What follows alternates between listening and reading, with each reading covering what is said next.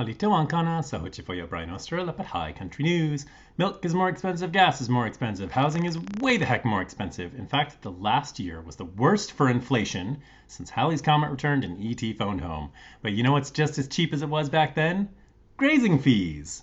That's right, you may be 40 years older and rent is so high we're camping on city streets and in public lands, but ranchers, they're paying a meager $1.35 per animal unit per month to graze on BLM lands. Why? I'm not sure there's a satisfying answer to that, folks. But HCN's Kylie Mohr has the deets, as well as more befuddling factoids, like how grazing fees couldn't legally go any lower than they are now. I'm no economist, but maybe somebody in Washington is still doing their calculations on a Commodore 64?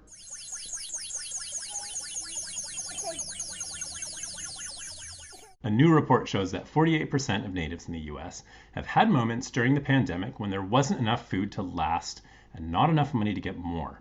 That's almost half of Native people, and the data for this report was gathered by Native organizations like the Native American Agriculture Fund.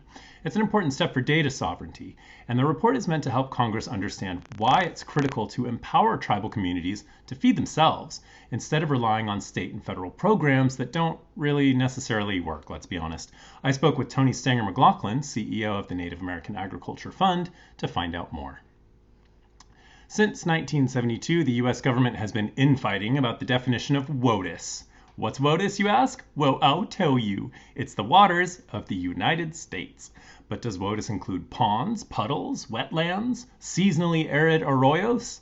The definition keeps shifting, and with it, federal protections. And that could leave room for Yahoo developers to backfill sensitive ecosystems.